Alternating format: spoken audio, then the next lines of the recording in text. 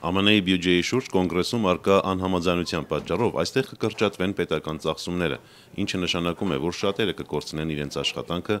կնվազի ոմանց աշխատավարձը, ոմանք կզրկվեն սոցիալական ծառայությունների օգնությունից, իսկ ամենաշատը կտուժեն քիչ եկամտի տեր ծեր ամերիկացիները։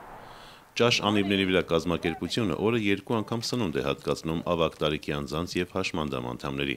Կազմակերպության համար կամավոր սկզբունքով աշխատող անձանցից շատերը նույնպես մեծահասակներ են, ովքեր սննդամթերքը տեղ հասցնելու համար կիրառում են իրենց ավտոմեքենաները եւ իրենք են վճարում ավտոմեքենայի վառարանյութի համար։ Ճաշանիվների վրա կազմակերպությունը իր մասնաճյուղերն ունի ամբողջ ԱՄՆ-ի տարածքում։ Դրանց մի մասը կիսապետական, կիսամասնավոր հաստատություններ են, եւ պետական ծախսություններից 5,1% կրճատումը այս ծրագրի համար երկրով մեկ կնշանակի $41 միլիոն պակաս հատկացումներ, իսկ դա նշանակում է 19 միլիոն տարեցմարդու ճաշից զրկում։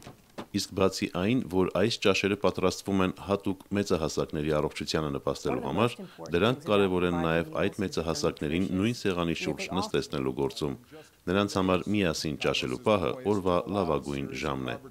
Նախագահ Օբաման կոչ է անում կոնգրեսին ամեն ինչ անել այդ կրճատումները կանխելու համար։ Հանրապետականները մեղադրում Օբամային կրճատումները կանխել չկարողանալու համար։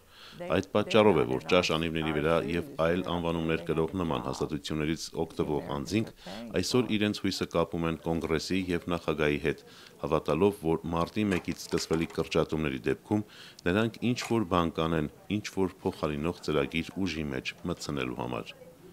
Արամ Վանեցյան, Ամերիկայի ձայն, Վաշինգտոնից։